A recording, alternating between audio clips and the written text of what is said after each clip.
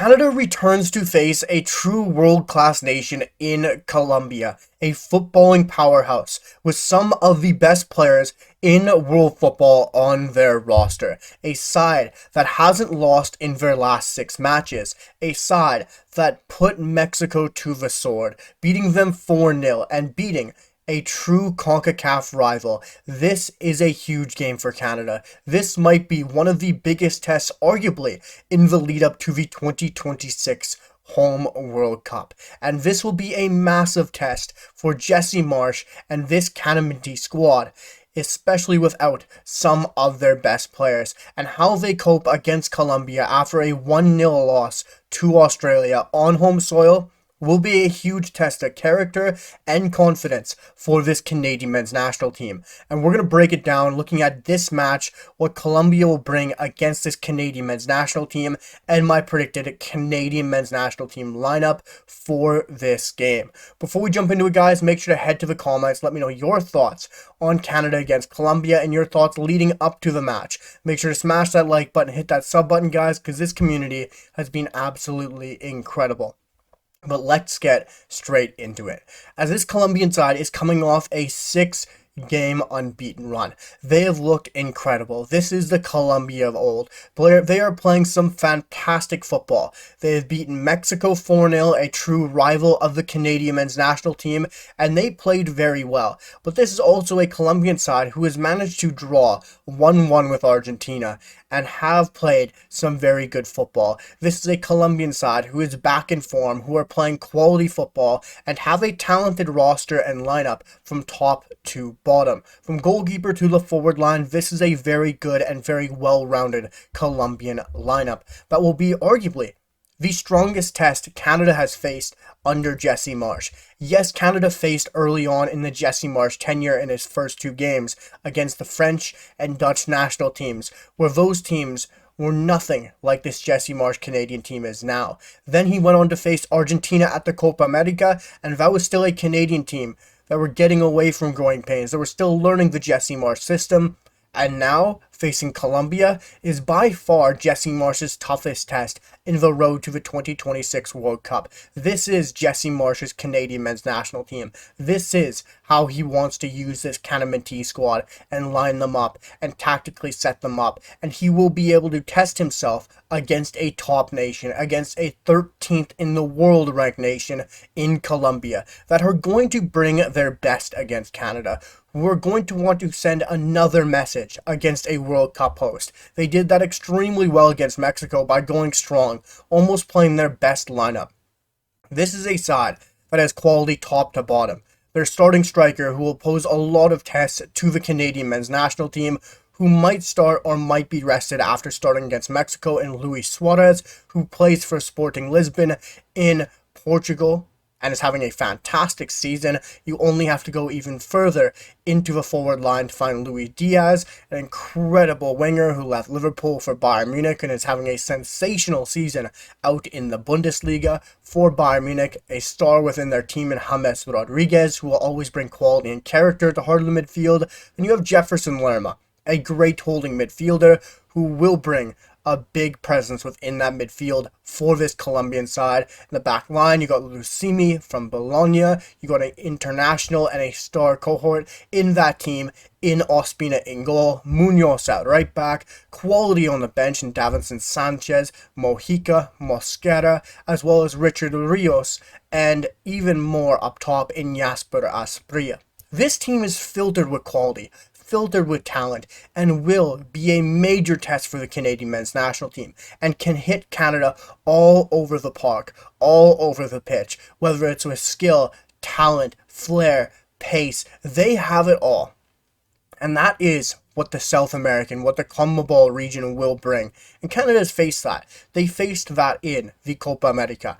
But they never faced a Colombia. Colombia were the best side at the Copa America, although they didn't win it and fell to Argentina in the final. Colombia were by far the best side at the Copa America. And Canada now gets to test themselves against arguably the best or one of the best nations in South America, especially on their day Colombia can be the best team in South America. They have the quality, they have the team, and they have that level. And they will bring against the Canadian men's national team. They will want to send a message against two of the World Cup hosts. It's going to be interesting to see who they start, who they go with, if there's a lot of rotation, especially since they went with arguably their best lineup, their best starting lineup against L3, against Mexico to get that convincing 4-0 victory.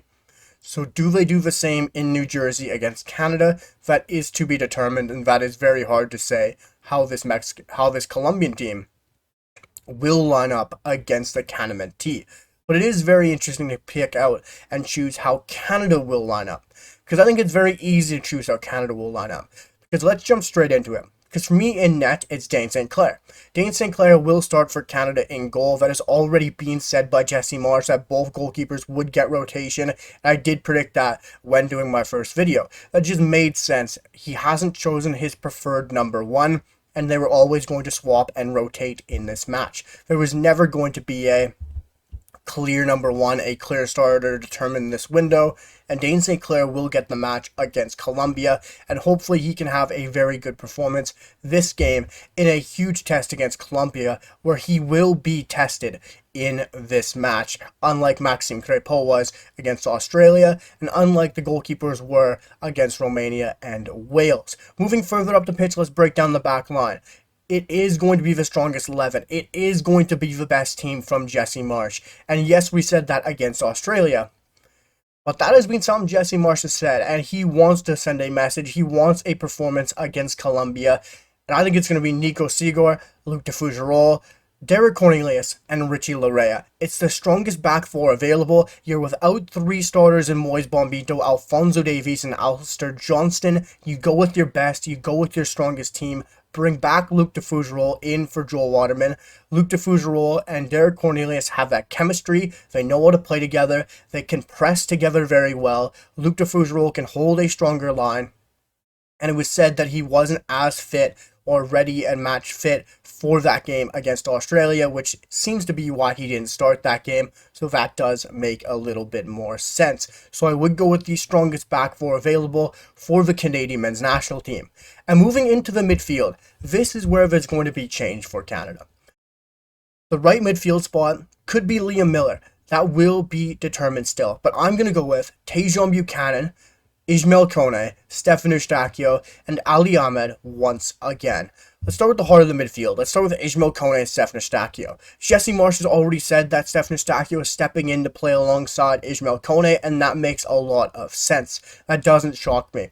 As much as I want to see a three-man midfield, as much as I want to see a 4-3-3 from this Canadian men's national team and test it against a big nation, that isn't going to happen against Colombia. That would be a new system, a new tactic, a new style of play, and that would not make sense to test against one of the world's best and to trial and error something brand new. Because if you get dismantled against Colombia, it is a terrible, terrible look for this Canadian men's national team, especially after coming off a poor result. Not overall a poor performance, but a poor result against Australia. So you have to give what you know, you have to give your same tactics, your style, and do what you do best. And bringing back in your conductor, your quarterback, your star midfielder, and arguably the most important player in this Canadian men's national team in Stefan Eustáquio is the right move. He is Canada's captain. You could say without Alphonso Davies, he is Canada's leader, he is Canada's anchor, and his engine. Stefan Eustáquio brings you the lot, and pairing him next to Ismail Kone makes a lot of sense, especially in a game against Colombia, where they're going to come out with that three-man midfield, with Jefferson Lerma is going to be commanding that midfield. James Rodriguez is going to want to dictate play, is going to want to get himself on the ball and control possession and use the play for Colombia.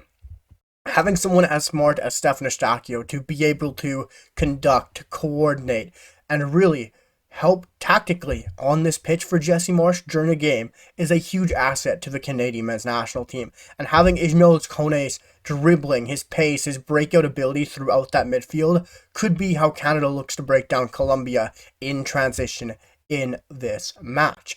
Moving on to the wingers, of course, with Ali Ahmed and Tajon Buchanan. Ali Ahmed had a decent game pressing for Canada and creating overloads and overlaps in the game against Australia, but the ball has to come quicker. The delivery needs to be faster into the box, which is how you break down that low block, which is how you break down sides. This game, of course, won't see a low block from Colombia. Canada will be the team soaking up, bending and not breaking, and accepting the pressure and then hitting in transition, which they all love.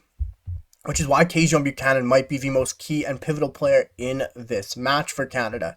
Tajon Buchanan showed why he was the best player against Australia. He showed why the outlet was the wing for Canada. He showed why the wide space was the key for the Canadian men's national team against Australia. Creating chances, creating overloads, making chances for Kyle Larin in that first game.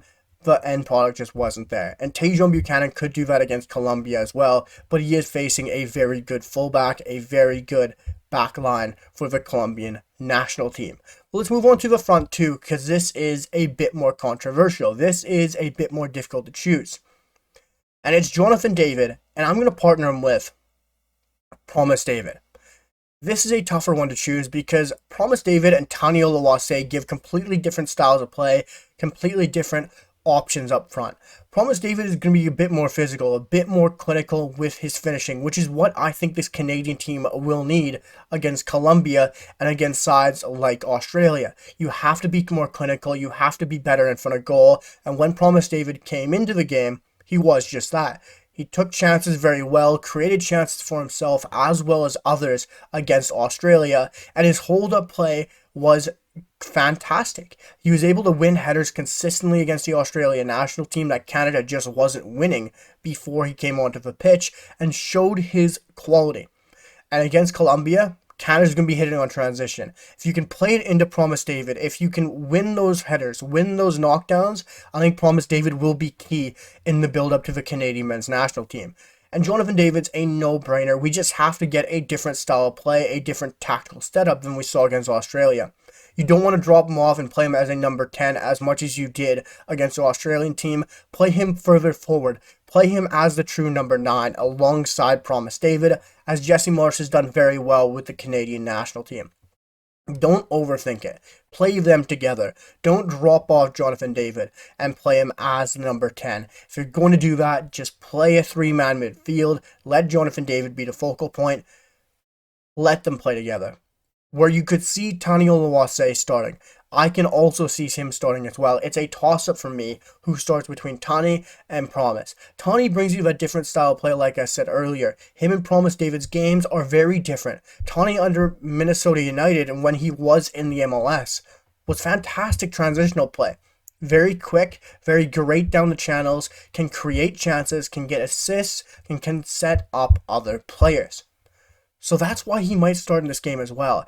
Him and Promise bring you those different profiles, those different characteristics and abilities to their game. And it's just how Jesse Marsch wants to set up and tactically look to break Colombia down going further. Does he want to play into Promise David to hold up, win the ball high up the pitch, and let others run onto it? Or does he want Tani Oluwase to be that breakout, that focal point type player to run on to play in transition and create chances for this Canadian men's national team? It's truly a toss-up, but I'm going to Promise David and Jonathan David. For me, guys, the score prediction I'm going to give is 2-1 Colombia. I don't like predicting a Canada loss, but this would be a big win if Canada can keep it close, if Canada can have a good performance. And yes, it's unfortunate to predict a Canadian loss, but what matters here is a performance. If you can play well against one of the world's best, if you can play well against not a World Cup favorite, but a team that could go semifinals, quarterfinals, it's still very impressive. And you have to move past the results sometimes and enjoy the performance. Enjoy your Canadian national team playing well against one of the world's best, who is getting results against Argentina, who is putting your rivals to the sword in Mexico. I'm saying 2-1. It could be 3-1. As long as Canada gets on the board, as long as Canada keeps this close, as long as this does not get out of hand, Canada needs to have a good performance here. Canada needs to have a good bounce back after a disappointing result against Australia. and not have that hangover, that blip performance, what some expect against Colombia. I'll admit, I'm not too confident going into this game against Colombia. This is a huge opponent. I have a lot of Colombian mates. They're excited for this one. This is going to be a banger. This is going to be an exciting game. And it's going to be a Colombian home crowd. And Canada's dealt with that lots, whether it's in Romania, Wales, Copa America. They haven't had too many home games under Jesse Marsch. But Canada's going to have to deal with it. This is going to be a big game. And I do expect Canada to show up better than they did against Australia. And I think they will be more clinical. I think we will see a different Canada and a better performance from everyone as a whole. Jesse Marsch, the strikers, the midfield, the build-up play, the goalkeeper. I think we're going to see the better version of the Canadian men's national team against Colombia. Let me know your guys' thoughts down below in the comments. I think this will be a game where Canada soaks up pressure, hits Colombia on the transition. Colombia looks to dictate play through James Rodriguez and Luis Diaz and looks to win the game and play well against another World Cup host. Let me know your thoughts in the comments, your predicted lineups, scores, thoughts on the game, everything down below. Smash that like button, drop a sub, guys. Your support has been absolutely incredible. And I absolutely just love interacting with you guys, and it's such a fun community here, and I hope we can continue this. And I'll see you guys for the next one, for the match reaction, and hopefully it's a much more excited, happy, and enjoyable one than the last one. See you guys for the next one. Peace.